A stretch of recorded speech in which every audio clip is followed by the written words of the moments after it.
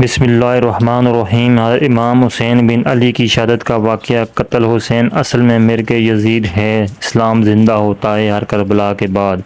امام علی مقام شہید اعظم سید الشہداء حسین بن علی بن ابی طالب رسول اللہ صلی اللہ علیہ وسلم کے محبوب نواسے حضرت فاطمہ رضی اللہ عنہ اور علی رضی اللہ عنہ کے فرزند آپ مدینہ منورہ میں پیدا ہوئے۔ تاریخ ولادت عام شہرت کی بنا پر 3 شعبان 4 ہجری جنوری 1626 تسلیم کی جاتی ہے۔ ولادت کے بعد آج صلی اللہ علیہ وسلم نے نومولود کے دائیں کان میں اذان اور بائیں کان میں اقامت کی۔ دائرہ معارف اسلامی علی حسین کے مقالہ نگار مرتضیٰ حسین لکھتے ہیں، رسول اللہ صلی اللہ علیہ وسلم کا لقب دہن حضرت حسین کی پیری گزار تھا۔ نانا نے حسین نام رکھا۔ 7ویں دن عقیقہ کیا۔ سر کے بال اتروائے، بالوں کے ہم وزن چاندی صدقہ کیے۔ حضرت امام حسین اپنے بھائی حضرت امام حسن سے کچھ ہی چھوٹے تھے۔ حضرت صلی اللہ علیہ وسلم نے دونوں سے یکساں محبت فرماتے۔ دونوں بھائی نانے کی تصویر تھے۔ امام حسین سر سے سینے تک، امام حسین سینے سے قدم تک۔ امام حسین کے لیے رسول اللہ صلی اللہ علیہ وسلم کا یہ فرمان اکثر کتب حدیث میں آیا ہے کہ حسین مجھ سے ہے اور میں حسین سے ہوں۔ جو حسین سے محبت کرے اللہ اس سے محبت کرے۔ حسین میری اولاد کی اولاد ہے۔ مسلم نے حضرت امام حسین کو کوفے کے حالات کی اطلاع دی دے کر آپ کو بلا بھیجا۔ آپ اصطلاح پر آپ نے روانگی کی تیاریاں شروع کر دیں۔ اہل مکہ حضرت امام حسین کے اعزاء کو کوفیوں کے غداری سے پوری طرح واقف تھے، اس لیے جب انہیں آپ کی تیاریوں کی خبر ملی تو تمام خواہوں نے روکا، لیکن معیشت کچھ اور تھی، اس کے لیے خیر خواہوں کی ساری کوششیں بیکار ہو گئیں اور حضرت امام حسین ذی الحجہ 60 ہجری کو ماں و اہل و عیال مکہ سے کوفہ روانہ ہو گئے۔ مکہ سے نکلنے کے بعد فرزوق شاعر جو کوفہ سے آ رہا تھا ملا۔ اس نے بتایا کہ کوفیوں کے دل آپ کے ساتھ ہیں لیکن تلوار میں بنی امیہ کے ساتھ ہیں۔ شامی حکومت کو آپ کی روانگی کی خبر مل چکی تھی۔ آپ نے آپ کی اطلاع اور آپ کے اہل کوفہ آپ کے درمیان پیغام کا سلسلہ منقطع کرنے کے لیے تمام رستوں پر پہرا بٹھا دیا، لیکن اس کے باوجود آپ کو کوفہ کے ایک مسافر ہیں مسلم بن عقیل کے قتل کی خبر ملی۔ یہ خبر سنتے ہی آپ کے ارادے میں کچھ تغیر ہوا۔ خواہوں نے بھی واپسی کے لیے اصرار کیا، لیکن اب مسلم کے بھائیوں نے انکار کیا اور کہا کہ ہم یا تو مسلم کے خون کا بدلہ لیں گے یا خود لڑ کر جان دیں گے۔ ان کے بعد اصرار پر آپ نے فرمایا کہ جب تم ہی لوگ نہ رہے تو میری زندگی کس کام کی؟ کر سفر جاری رہا۔ اس واقعے کے بعد آپ کے ساتھ صرف وہی جانثار رہ گئے جو مدینہ سے ساتھ آئے تھے۔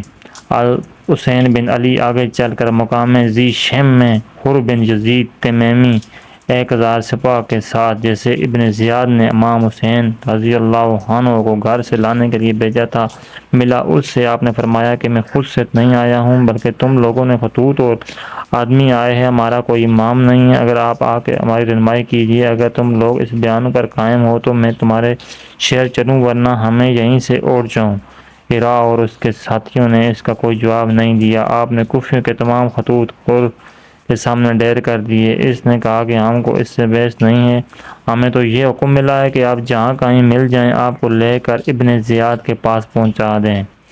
نینوی میں ارقو ابن زیاد کو حکم ملا کہ حسین رضی اللہ عنہ کو اپنے چٹل میدان میں اتارو جہاں کوئی اوٹ اور پانی وغیرہ نہ ہو۔ حر نے حضرت امام حسین رضی اللہ عنہ کو یہ حکم سنا دیا، لیکن اس نے جھیل پر کوئی اصرار نہیں کیا۔ 2 محرم 61 ہجری کو حضرت امام حسین کے کربلا میں قافلہ اتارا۔ 3 محرم کو عمر بن سعد 4000 فوج لے کر کربلا پہنچا۔ یہ حضرت حسین کا قریبی عزیز تھا۔ بڑی کشمکش کے بعد حکومت کی تمام میں اس نے یہ مہم اپنے سر لی لیکن ضمیر برابر سلامت کر رہا تھا۔ اس نے کربلا کے آنے کے بعد مفاہمت کی بڑی کوشش کی۔ حضرت حسین سے پوچھا آپ کیوں آئے ہیں؟ آپ نے جواب دیا کہ میں کوفیوں کے بلاوے پر آیا ہوں، اب واپس جانے کے لیے تیار ہوں، لیکن وہاں سے حکم آیا کہ پہلے ان سے بیعت لے لو، اس کے بعد غور کیا جائے گا۔ بعد ازاں دوسرا حکم پانی بند کرنے کا پہنچا۔ اس حکم کے بعد سعد نے 7 محرم 1061 سے فرات سے پیرا بٹھا دیا۔ امام حسین کے ستیلے بھائی عباس بن علی بہادر تھے، یہ چند آدمیوں کو لے کر زبردستی پانی لے آئے۔ عمر بن سعد حکومت کو تمام ہے آج امام حسین سے مقابلے کے لیے تیار ہو گیا، لیکن تلوار اٹھانے کی ہمت نہ پڑتی تھی کہ اس امید پر کہ جنگ کو ٹال رہا تھا شاید مصالحت کی کوئی صورت نکل آئے۔ ابن زیاد کو اس کا اندازہ ہو گیا کہ شمبر ذی الجوشن کو بھیجا اور عمر بن سعد کو خط لکھا کہ میں نے تم کو حسین کی خیر خواہی اور اس کو بچانے کے لیے نہیں بھیجا، میرے حکم پہنچتے ہی ان سے بیعت لے کر ان کو میرے پاس پہنچا دو، اگر تم سے یہ کام نہیں ہو سکتا تو فوج ذی الجوشن کے حوالے کر دو۔ ابن سعد پر یہ حکم بہت گراں گزرا، لیکن رے کی حکومت کا چھوڑنا اسے زیادہ دشوار تھا، اس لیے بادل ناخواستہ اس کی تعمیل اس کے لیے تیار ہو گئے۔ محرم کی 9ویں تاریخ کو خود امام حسین سے مل کر ان سے آخری گفتگو کی، لیکن مصالحت کی کوئی صورت تھی ہی نہیں۔ حضرت امام حسین بیعت کرنے کے لیے نہیں تیار تھے اور شام کی حکومت بغیر بیعت لیے ان کو چھوڑ نہیں سکتی تھی، اس لیے آخری گفتگو میں ناکام رہی۔ اس کے بعد خور بن تمیمی یزیدی لشکر کا ساتھ چھوڑ کر آپ کے ساتھ کھڑے ہوئے اور جنگ شروع ہو گئی۔ پہلے ایک آدمی میدان میں آیا اور حسینی فوج کے چند آدمی شہید ہو گئے، اس کے بعد عام جنگ شروع ہو گئی۔ دونوں لشکروں کی قوت میں تناسب ہی نہ تھا، ایک طرف 4000 مسلح سپاہ تھے، دوسری طرف کل 72 آدمی تھے۔ مٹھی بھر آدمی بڑی شجاعت سے لڑے، لیکن دوپہر تک حضرت امام حسین کے بہت سے آدمی کم ہو گئے۔ اس کے بعد باری باری حضرت علی بن علی اکبر، عبداللہ بن مسلم جعفر تیار کے پوتے، عدی عقیل کے فرزند عبد الرحمن، ان کے بھائی حضرت حسن کے صاحبزادے قاسم اور ابو بکر وغیرہ میدان میں آئے، شہید ہوئے۔ ان کے بعد امام حسین نکلے، عراقیوں نے ہر طرف سے یورش کر دی۔ آپ کے بھائی عباس، عبداللہ، جعفر، عثمان آپ کے سامنے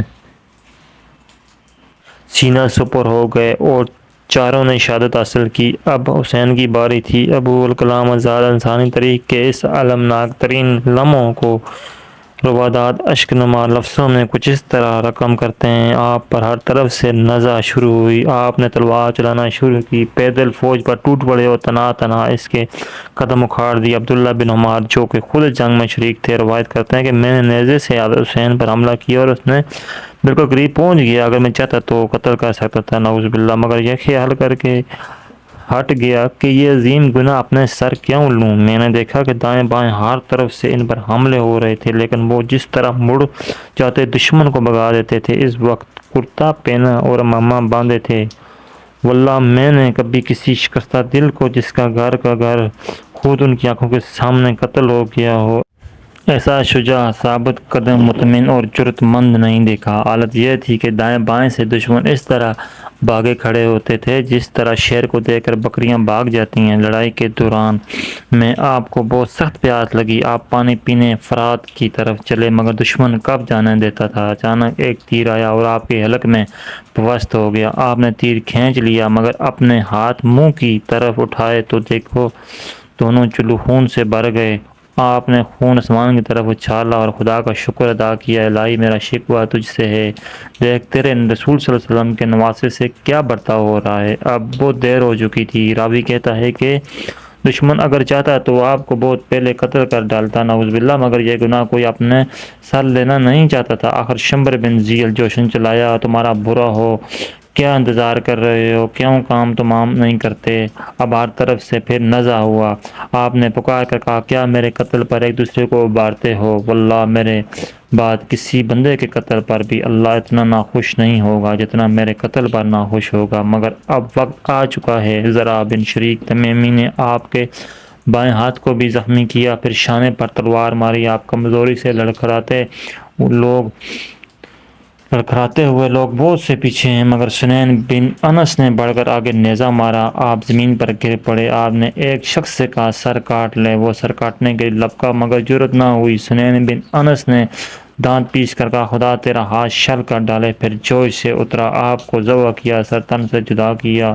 بدبخت قاتل سید شہداء کا سر کاٹ کر عمر بن سعد کے پاس دوڑا گیا اور خیمے کے سامنے کھڑا ہو کر چلایا، مجھے چاندی سونے سے لاد دو، میں نے بڑے بادشاہ مارا ہے، میں نے اسے قتل کیا ہے جس کے ماں باپ سب سے افضل ہیں، اپنے نسب میں سب سے اچھا ہے۔ شاہ محی الدین انصاری کے مسنوں کی یہ لازوال قربانی یہ المناک حادثہ اندوناک خانیہ 10 محرم 061 ستمبر 681 میں پیش آیا، اس دن سے آج تک کروڑوں آنکھیں شہدائے کربلا کی یاد میں آنسو بہاتی ہیں اور بہاتی رہیں گی۔ جزاکم اللہ خیر۔ اسی طرح کے واقعات دیکھنے کے لیے میرے چینل کو سبسکرائب کریں۔ ویڈیو دیکھنے کا بہت بہت شکریہ۔